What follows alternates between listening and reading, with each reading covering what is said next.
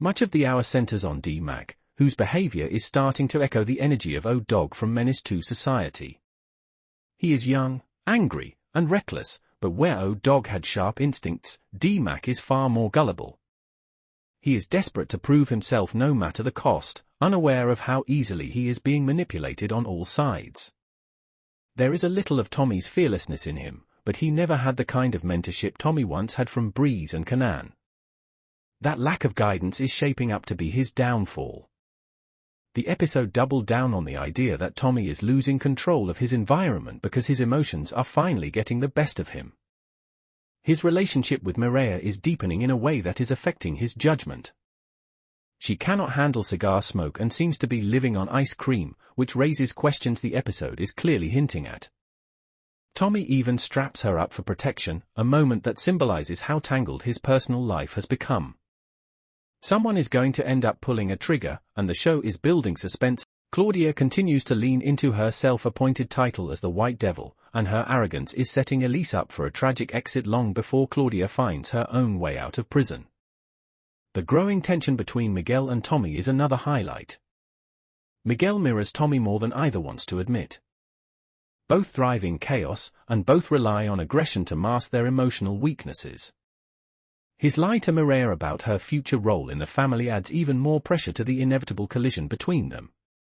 The episode's most unhinged stretch belongs to D-Mac, who moves through the city like he is completing missions in a video game.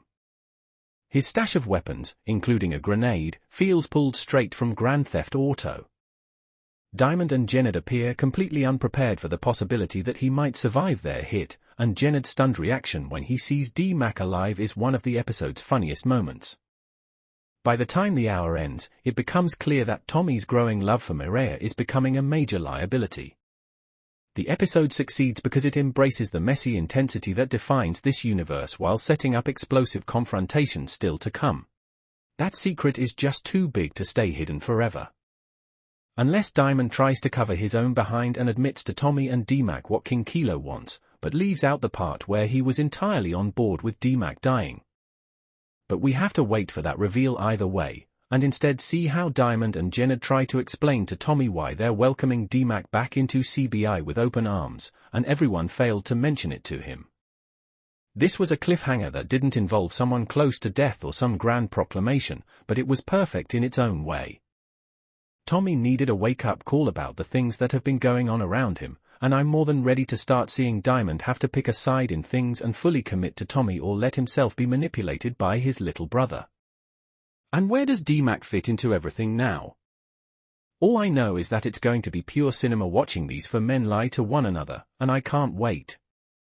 When Miguel was introduced, they kept hyping up how scary he was, and I didn't see it until I saw him with that pig. Power Book for Episode 3 of Season 3 goes into great detail about how much each person has to lose, including family, products, and even portions of themselves. The episode's sole flaw is D-Mac's ongoing pranks, but based on the hour's suspenseful conclusion, those are getting worse. If not, this narrative is merely building to push Tommy over the brink in the future. There's Always a Price to Pay is also a really good episode for Vic Flynn.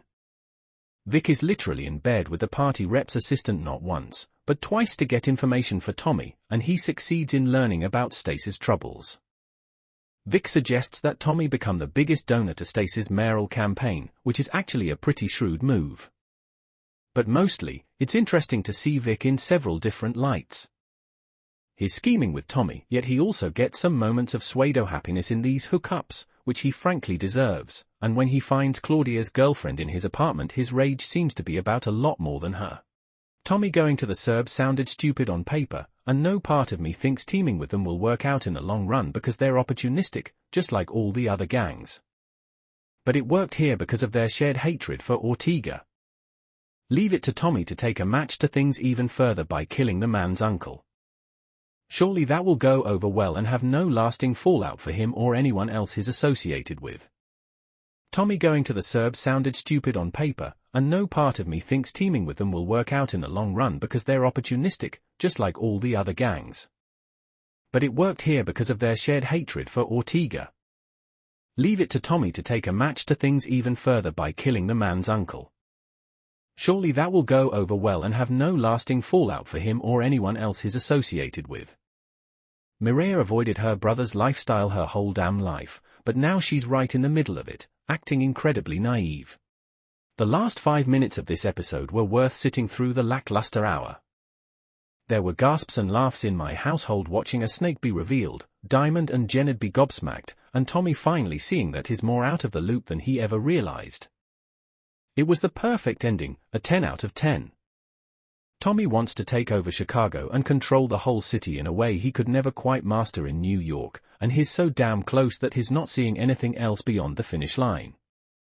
Getting to that finish line will require a lot of moving parts working in tandem, perhaps none bigger than the coalition, and his antics so far this season have done nothing to shore up those alliances.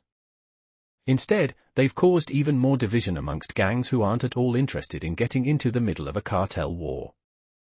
Nobody wants to turn up like Chavo, and for that reason alone, gangs were dropping out of the coalition, which doesn't help Tommy at all. He and Diamond even admitted they need bodies. It's just stupid decision after stupid decision so far this season, and while it's entertaining, some of the things these people are doing doesn't quite make sense to me. But hey, sometimes you have to throw spaghetti at the wall and see if it sticks, or something like that. Tommy's always been a wild card.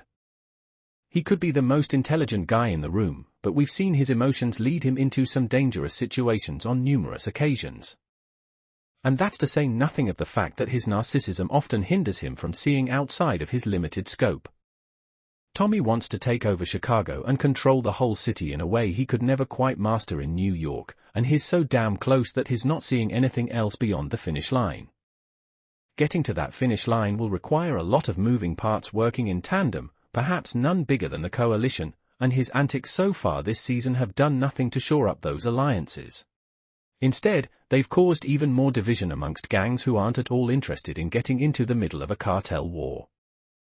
Nobody wants to turn up like Chavo, and for that reason alone, gangs were dropping out of the coalition, which doesn't help Tommy at all. He and Diamond even admitted they need bodies. Still, instead of doing right by that coalition and strengthening it, Tommy has continued to come after Ortega and push his own agenda at every turn, which is great for him but not so great for everyone else. I can understand that Tommy wants revenge, and Ortega has tried to kill him more than once at this point, so he's entitled to get his lick back. But again, that's Tommy not thinking outside of himself. He can get to the top of the food chain. I wholeheartedly believe that. But he won't get there alone. He'll need CBI, and others at the end of the day, and these moves he's making aren't exactly endearing him to anyone. Though the name of the game right now seems to be the enemy of my enemy is my friend, so what do I know? Into the season, and Tommy's battles have fleshed out the character in ways that Power never could. In the original series, though Tommy and Ghost were partners and even operated independently at times, they were always inexorably connected. Power Book 4, Force has made Tommy clearly number one, with all the positives and negatives that entails. The subtle psychological shift of being professionally beholden to no one else has given him an extra edge.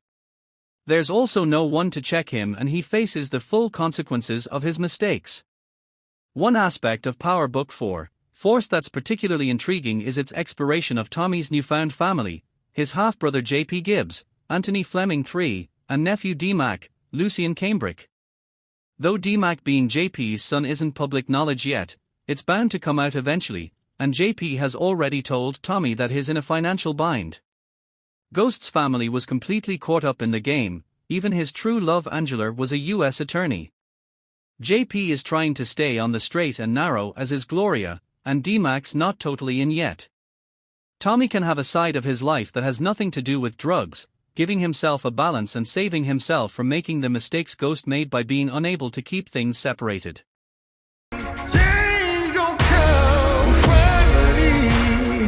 Starz has released a new trailer for Power Book 2, Ghost Season 4 Part 2 alongside some first-look photos that tease a final showdown. The newly released trailer sets the stakes high for emotional final episodes, emphasizing that no one is safe. Part 2 of the final season will premiere on Starz at 8 p.m. in the US on Friday, September 6th. Episodes will be available to stream on the Starz app from midnight. In the first half of Power Book 2, Ghost Season 4, unanswered high-stakes questions were uncovered and Tariq learned he is the father of Diana's baby. Part 2 will showcase the adage, like father, like son. Tariq finds himself in an eerily similar situation, just like his late father, Ghost, stuck between a rock and a hard place, with the choice to leave the game or take over, reads the official synopsis for Part 2. Entrapped by Detective Carter, the Tejada family realizes their safety is not guaranteed. Monet fiercely fights for her family to become whole again, but is it too late? Noma is working her way to the top of the food chain. Meanwhile, her daughter, Anya, gets too close to the game, forcing Noma to think twice about her actions. Dark clouds forming in the heavens over me, but I say hallelujah anyway. As they held their guns up towards each other, Monet told Tariq that she knew they both had a lot of reasons to want to take each other out, but she had a better idea. She proposed that if he give her kids a pass, she'll give him one too. Monet explained that all she cared about at the moment was making sure her family was safe, especially her grandbaby. Tariq, who is obviously still shell-shocked by the news, lowers his gun before leaving the house. That episode ends with Tariq pulling up to the party/concert Braden put together for No Lie. When they finally catch up, Braden breaks down all the logistics of how their business will run and Tariq is very impressed. When Braden is done, he asks Tariq how things went with the Tejadas. Tariq tells him that he might not drink before he gets into it and also says that needed to hit the blunt Braden was hitting at the moment. As the two sit at the bar, Tariq spots Anya. He walks up and offers to pay for her drinks as he introduces himself. She tells him that she can pay for her own drinks. Tariq responds by saying he could see that but she shouldn't have to. She loved the line and introduced herself. The episode ends with Tariq telling Anya that it's nice to meet her. That boy cold. Power Book 2, Ghost continues to dominate television screens as it approaches its mid-season finale in its final 10-episode run. This spin-off from the original Power series, which concluded in 2020, has garnered significant attention, with Season 4 attracting 6.5 million multi-platform viewers during its debut week on Starz. Michael Rainey Jr. portrays Tariq St. Patrick, the son of James St. Patrick, known as Ghost, a former drug lord and businessman. Tariq, who killed his father in the original series, now navigates a dual life as an Ivy League college student and a drug dealer. Season after season, viewers witness Tariq's attempts to earn his inheritance through education, only to be drawn deeper into a life of crime. He embodies the legacy of Ghost, version 2.0, as per the report by Radio Times. Adding to the complexity, Detective Don Carter, Michael Ealy, enters the fray, determined to bring down Tariq and his associates, including federal agent Angel Young, with ties to Paz and Angela Valdez. The impending threat forces Tariq and his loved ones into precarious situations, testing their resilience and alliances. The Starz app offers streaming for every Power franchise installment, including Power Book 2, Ghost. Fans excitedly await the dramatic finale of this spin-off, which functions as a sequel and a standalone story in the Power universe, as the series gets more intense with each new episode release. Despite the Starz show's lengthy hiatus between seasons, the third season debut does not reassure viewers of its world.